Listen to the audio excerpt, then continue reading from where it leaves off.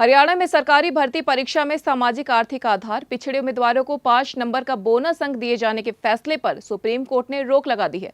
हरियाणा सरकार ने common eligibility test में 1.8 लाख सालाना इनकम वाले परिवारों को यह आरक्षण दिया था, जिसमें परिवार पहचान पत्र वाले युवाओं को ही इसका फायदा दिया जाता था। इससे पहले पंजाब एंड हरियाणा हाईकोर्ट की डबल बेंच ने इसे खारिज किया था। हाईकोर्ट ने कहा था कि यह एक प्रकार से आरक्षण देने जैसा है। जब आर्थिक पिछड़ा वर्ग के तहत राज्य सरकार ने पहले ही आरक्षण का लाभ दिया है, तो यह आर्टिफिशियल श्रेणी क्यों बनाई जा रही है। हाईकोर्ट के इसी फैसले के खिलाफ हरियाणा सरकार सुप्रीम कोर्ट गई थी। सरकार ने एग्जाम करवाने वाले हरियाणा स्टाफ सिलेक्शन कमीशन के जरिए सुप्रीम कोर्ट में 4 पिटीशन दायर की थी।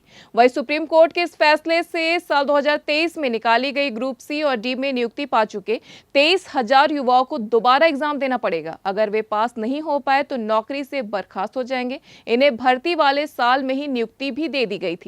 बता दें कि हरियाणा में 2023 में तत्कालीन सीएम मनोहर लाल खट्टर की अगुवाई में सरकार ने बोनस अंक की योजना बनाई थी, जिसमें कहा गया था कि जिन भी परिवारों की एनुअल इनकम 1.8 लाख से कम है, घर में पहले से किसी की सरकारी नौकरी नहीं है, उन्हें ग्रुप सी और ग्रुप डी के कॉमन एलिजिबिलिटी टेस्ट में 5 बोनस अंक दिए जाएंगे। सरकार ने इसे सामाजिक आर्थिक आरक्षण दिया था। सरकार ने इनकम निर्धारित के लिए परिवार पहचान पत्र को आधार बनाया था। यह हरियाणा सरकार की पूरे परिवार की सिंगल आइडेंटिटी का डॉक्यूमेंट है।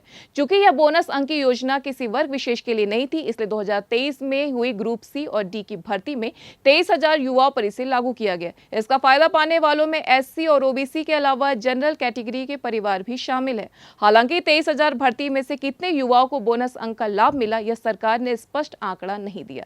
अब जब 2023 में भर्ती हुई तो कई ऐसे युवा नौकरी से वंचित हो गए जिनके नंबर ज्यादा थे, लेकिन बोनस अंक मिलने के बाद दूसरे युवा उनसे आगे निकल गए। इसलिए हरियाणा सरकार के खिलाफ कई युवाओं ने पंजाब एवं हरियाणा हाई कोर्ट में कई याचिका दायर की। हाई कोर्ट ने सबकी सुनवाई एक साथ की। करीब 1 साल चली सुनवाई के बाद हाई कोर्ट ने 20 दिन पहले 5 बोनस अंक के सरकार के फैसले को रद्द कर दिया। एनवन लाइव की खास खबर। और अभी एक फैसला भी माननीय सर्वोच्च न्यायालय का आया है, जो सोशो इनकम को लेकर के हमने अपने प्रदेश के गरीब विधवाओं,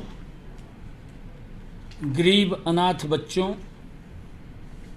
और दशकों से सरकारी नौकरियों से वंचित गरीब परिवारों के सदस्यों, विमुक्त जातियों और घुमंतु जातियों के उन गरीब परिवारों को जो न तो शेड्यूल कास्ट में आते हैं और न ही बैकवर्ड क्लास में आते हैं, तथा कच्चे कर्मचारी, जो अनुभव के आधार के ऊपर हमने कुछ अंक हमने देने की हमारी वर्ष 2018 से चली आ रही इस नीति को के ऊपर आज सुप्रीम कोर्ट का फैसला आया है। इस फैसले का हम सम्मान करते हैं। अगले 100 दिनों में, मैंने पिछले दिनों ये बात कही थी कि हम हरियाणा में 50,000 भर्तियां करेंगे। हम उन 50,000 भर्तियों का आने वाले समय में ये संकल्प लेते हैं कि हम उसको पूरा करेंगे। परंतु आपके माध्यम से आज मैं 5 बातें हरियाणा के जनता के सामने पहुंचाना चाहता हूं। हमारी सामाजिक आर्थिक नीति अंत्योदय पर आधारित है। हम इस नीति पर अडिग थे, अडिग रहेंगे, अडिग हैं। जिन हजारों युवाओं ने आज इस नीति के बल पर हरियाणा सरकार में ज्वाइनिंग की है, किसी को भी निकलने नहीं दिया जाएगा। आज इस फैसले से सीईटी के एग्जाम पर कोई सवालिया निशान नहीं है। कांग्रेस के लोग इस फैसले पर ओछी राजनीति के लिए उल्टे सीधे बयानबाजी कर रहे हैं। वो झूठ फैलाने का काम कर रहे हैं, वो भ्रम फैलाने का काम कर रहे हैं। यदि कांग्रेस के लोगों को